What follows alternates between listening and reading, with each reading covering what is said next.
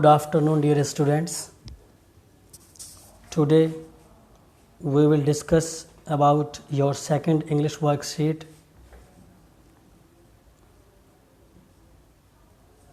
A photograph. Poem first. You can see the first question.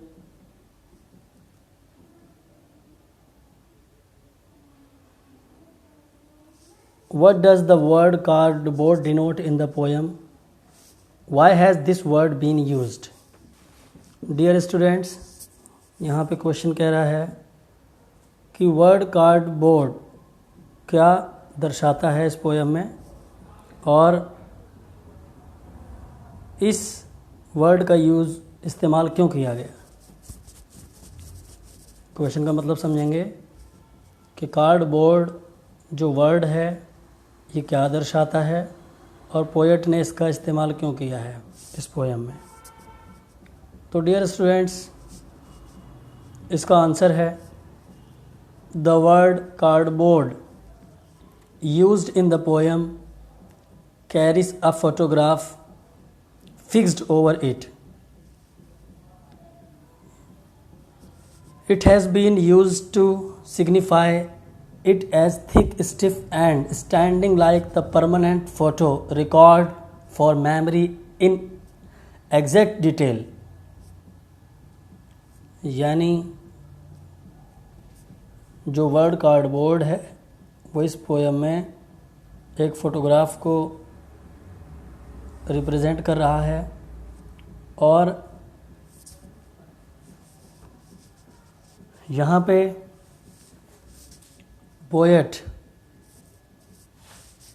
ये बताना चाह रहा है कि किस तरह से वो जो कार्डबोर्ड है वो एक फ़ोटोग्राफ को कैरी किए हुए है जिसमें उसके मदर्स के कुछ मेमोरीज़ हैं और किस तरह से वो अपने चाइल्डहुड पास टाइम को एंजॉय कर रही हैं। तो यहाँ पे फर्स्ट क्वेश्चन मुझे लगता है आप लोग समझ गए होंगे। अब हम सेकंड क्वेश्चन की तरफ आगे बढ़ेंगे और ध्यान से इसका मतलब समझेंगे। सेकंड क्वेश्चन कह रहा है what has the camera captured. Camera क्या कैप्चर्ड करता है, ये कैमरे ने क्या कैप्चर किया। तो यहाँ पे आपको मालूम है the camera has captured the girls and the surroundings in their exact detail of that moment. यानी जो कैमरा है वो कैप्चर कर रहा है उन गर्ल्स को जो फ़ोटोग्राफ में खड़ी हैं और उन गर्ल्स के अलावा जो उनके चारों तरफ की चीज़ें दिखाई दे रही हैं. अब गर्ल्स आप जानते हो पोएट की मदर है, उनके दो कज़न्स के साथ खड़ी हैं जिनका नाम है बेटी एंड डॉली. और जो सराउंडिंग्स हैं वो आप जानते हो सी दिखाई दे रहा है और बीच दिखाई दे रहा है, सैंड्स होंगे वहाँ पे, रेत होंगी वहाँ पे, वो दिखाई दे रही हैं. तो ये सराउंडिंग्स में दिख रहा है और यहाँ लिखा हुआ है इसके आंसर में the three young girls were walking barefoot in shallow water on the beach. तीनों ही लड़कियाँ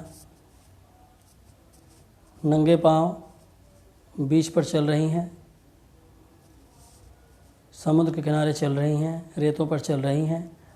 the two are holding one hand each of the third elder girl. दोनों ही लड़कियों ने तीसरी बड़ी लड़की का दोनों तरफ से हाथों को पकड़ा हुआ है और जो तीसरी बड़ी लड़की है वो ही पोएट की मदर है. और आपको पता है इस पोएम का जो पोएट है वो शिली टॉल्सन है. पोएम्स के पोएट का नाम भी आपको याद रखना है, कई बार स्टैंजा में पूछ लेता है name the poem and poet. तो पोएट इज़ शेली टॉल्सन. और यहाँ पे आप बुक को पढ़ेंगे तो बुक में आपको इसके आंसर में और भी चीज़ें बहुत सारी मिलेंगी।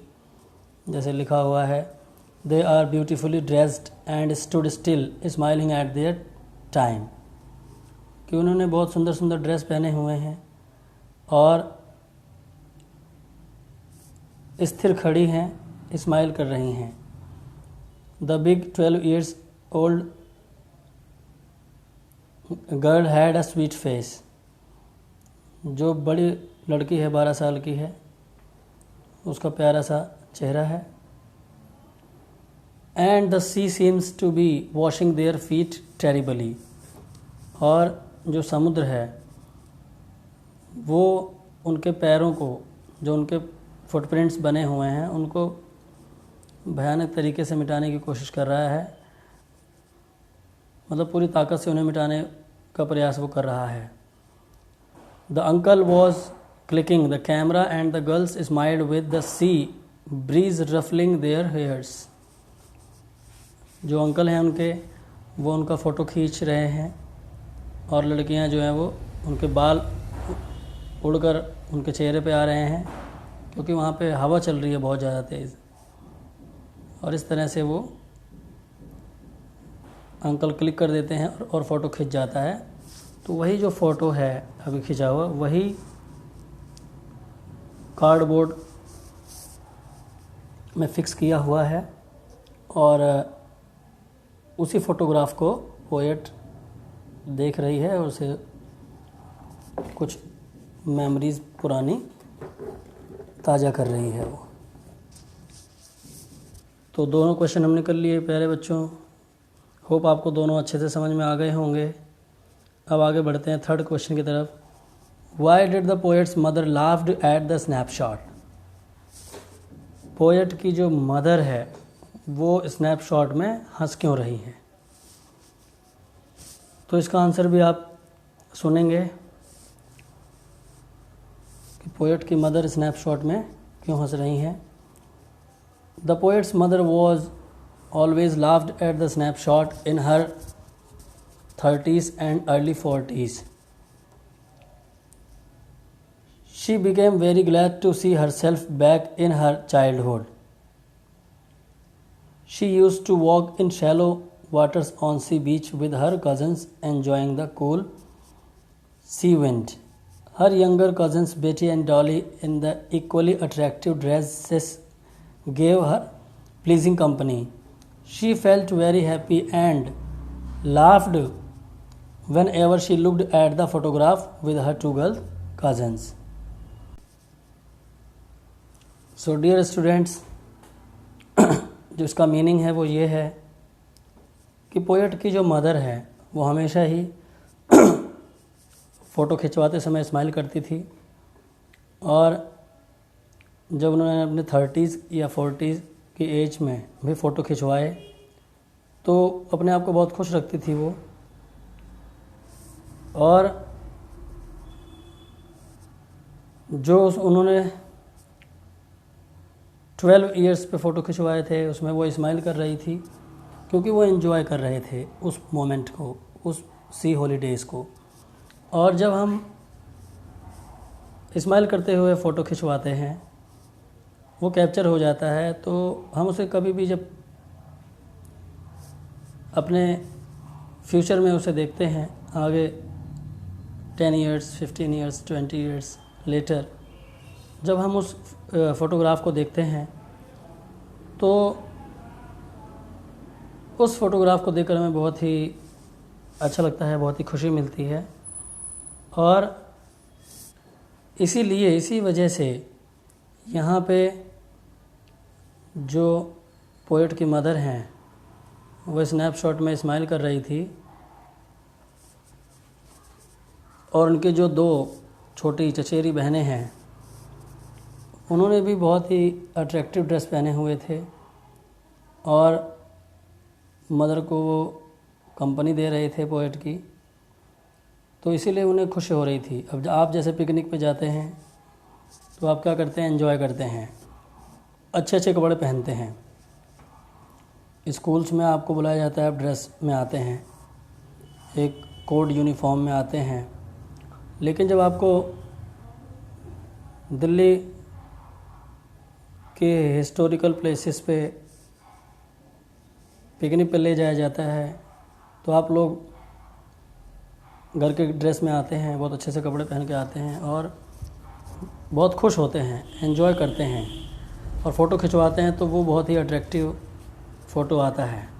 फ्रेंड्स के साथ अपने खिंचवाते हैं, टीचर्स के साथ खिंचवाते हैं, फिर उसको आप रखते हैं और फिर फ्यूचर में जब आप आगे बढ़ जाते हैं फिर आप उन डेज़ को याद करते हैं। वो एक मेमोरेबल चीज़ हो जाती है।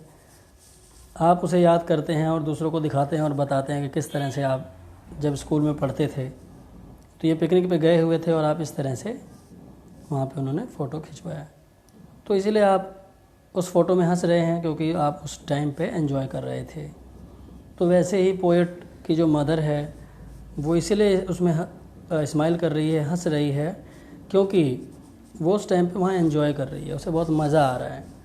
तो इस वजह से डियर स्टूडेंट्स, यहाँ पे क्वेश्चन नंबर 3 हमने किया है। मुझे लगता है आपको समझ में आ गया होगा। क्वेश्चन नंबर 3 भी, फर्स्ट हम पहले ही कर चुके हैं और सेकंड भी। अब हम क्वेश्चन नंबर 4 देखते हैं। What was the best childhood pass time of the poets mother? Poets की मदर का बेस्ट चाइल्डहुड पास टाइम क्या था? तो आप जानते हो, सी holiday was her best pass time. All the 3 girls, she and her 2 younger sisters, were beautifully dressed for the beach by their parents. They would enjoy walking barefoot in shallow deep water at the beach. They would enjoy the cool sea wind. The sea kept washing their terribly transient feet. Transient का means here moving होता है, जो उनके moving feats हैं उनको वो wash करने की कोशिश कर रहा है। तो यहाँ पे जो पोएट की मदर है उसका जो बेस्ट पास टाइम है चाइल्डहुड का वो यही है कि वो एक तरह से पिकनिक पे वहाँ गए हुए हैं और वहाँ पे वो इसको एंजॉय कर रहे हैं। तो 4th क्वेश्चन भी आपको समझ में आ गया होगा प्यारे बच्चों। अब हम लास्ट और 5th क्वेश्चन को डिस्कस करेंगे। What does this circumstance refer to and also tell the name of the poem and poet? So dear students, name of the poem is a photograph and the name of the poet is Shirley Toulson. लेकिन इसमें अब ये हमें बताना है कि what does this circumstance refer to. तो यहाँ पे सभी बच्चे इस आंसर को भी सुनेंगे ताकि आपने जो आंसर्स भेजे हैं वहाँ से आप वेरीफाई कर पाएँ। The life like poets mother blooms from childhood to youth and then to old age and finally it disappears. Through the photograph and the laughter the poets brings her back to memory in exact detail and then silences. This circumstances of changes and finally dying causes silence. There is nothing to say at all then. That silence then further depends at the loss of happiness and beauty itself. Dear students, यानी यहाँ पे जो ये कह रहा है this circumstance का मतलब इस परिस्थिति में। तो इस परिस्थिति में या इस परिस्थिति को यहाँ पे क्या रेफ़र किया गया है, क्या बताया गया है, क्वेश्चन ये कह रहा है।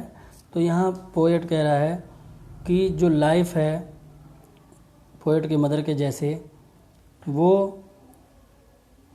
पहले किस तरह से बचपन में एंजॉय हो रहा है, फिर यूथ की तरफ बढ़ते हैं और फिर ओल्ड एज आता है और फिर ख़त्म हो जाती है लाइफ। एक प्रोसेस बताया उन्होंने कि जैसे बचपन है, बचपन में एंजॉय हुआ, फिर थोड़ा यूथ में गए तो रिस्पॉन्सिबिलिटीज़ आ गई, फिर ओल्ड एज हो गए, थोड़े से तो दिक्कतें रहने लगी एज की वजह से, और फिर फाइनली लाइफ डिसअपियर हो जाती है। तो यहाँ पे through the photograph and the laughter the poets brings her back to memory in exact detail and then silences. तो यहाँ पे जो फोटोग्राफ है इसके थ्रू पोएट ये रियलाइज़ कर रही है कि किस तरह से मदर जो है जब वो अपने चाइल्डहुड में थी तो किस तरह से लाइफ को, मोमेंट को एंजॉय कर रही थी। तो वो फोटोग्राफ है, इस वजह से मेमोरीज़ जो हैं वो आ जाती हैं उन्हें देख के। नहीं तो हमारा जो माइंड है इतना कैप्चर नहीं कर पाता है, हम चीज़ों को फॉरगेट हो जाते हैं। तो इसलिए अगर हम किसी चीज़ को स्नैपशॉट के थ्रू कैप्चर करके रखते हैं या डायरी एंट्री करते हैं तो हम उन चीज़ों को दोबारा से रिकॉल कर सकते हैं, दोबारा से याद कर सकते हैं। अदरवाइज़ बहुत डिफ़िकल्ट होता है 15 साल 20 साल की बात को याद करना, क्या हुआ था क्या नहीं हुआ था। तो इस वजह से यहाँ पे लिखा हुआ है आपके बुक में, आप बुक से इसको देखेंगे, ढूंढ के करेंगे कि किस तरह से जो लाइफ का एक प्रोसेस है वो बचपन में एंजॉय किया, फिर यूथ हुए, फिर ओल्ड, फिर लाइफ जो है वो डेथ की तरफ ले जाती है। और जब डेथ हो जाती है किसी खास की, मदर की, तो फिर साइलेंस, चुप्पी आ जाती है। और साइलेंस क्या करता है, चुप्पी लाता है और दुख भी देता है। तो यहाँ पे जो दिस सर्कमस्टेंसेस ऑफ चेंजेस है, फाइनली डाइंग कॉजेज साइलेंस है, कि जो यहाँ पे दिस सर्कमस्टेंस का मतलब है वो क्या है, फाइनली में जो पोएट की मदर मर जाती हैं उसकी वजह से जो साइलेंस हो जाता है उसको यहाँ पे ये रेफ़र किया गया है दिस सर्कमस्टेंस को, क्योंकि इस कंडीशन में फिर देयर इज़ नथिंग टू से एट ऑल देन। और तब इस स्थिति में कुछ कहने को मन नहीं करता है, कुछ कह नहीं सकते हैं, क्योंकि लॉस ऑफ मदर जो है वो बहुत पेनफुल होता है। लॉस ऑफ मदर की जो मेमोरी है वो बहुत पेनफुल होती है। एक टाइम ऐसा है, फ़ोटो को देखकर पोएट खुश हो रही है कि किस तरह से उसकी मदर एंजॉय कर रही थी, उसकी मदर बहुत खुश दिखाई दे रही थी। लेकिन आज वो दुनिया में नहीं है।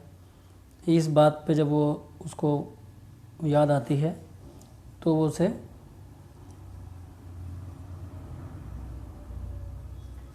दुख होता है, क्योंकि उसकी जो हैप्पीनेस है और जो ब्यूटी है उनका लॉस दिखाई देता है। तो यहाँ पे ये जो हमने लास्ट क्वेश्चन किया, मुझे लगता है आपको ये समझ में आ गया होगा। डियर स्टूडेंट्स, आप सभी बच्चे जो वर्कशीट्स आपको दी जा रहे हैं गिवन टाइम में करके हमें भेज दीजिए कीजिए। बहुत सारे बच्चे तो भेज भी रहे हैं, जो भेज रहे हैं उनका रिकॉर्ड मेंटेन हो रहा है, और जो नहीं भेज रहे हैं उनके में एब्सेंट शो किया जा रहा है। बाद में अगर मार्क्स को लेकर कोई लॉस होता है किसी बच्चे का तो वो उसकी खुद की रिस्पॉन्सिबिलिटी की वजह से होगा, इसमें हमारी कोई रिस्पॉन्सिबिलिटी नहीं होगी, क्योंकि मार्क्स उसी बच्चे को मिलेंगे जो टाइम टू टाइम अपने सारे वर्कशीट्स सेंड कर रहा है और जो दिए हुए काम है सबको पूरा कर रहा है। तो होप आप लोगों को बात समझ में आ गई होगी। इसके बाद भी अगर आपको कोई डाउट है तो आप पूछ सकते हैं, व्हाट्सएप के थ्रू या पर्सनली कॉल कर सकते हैं। और नेक्स्ट क्लास में बहुत जल्दी ही मिलेंगे। तब तक के लिए have a nice day, goodbye and take care.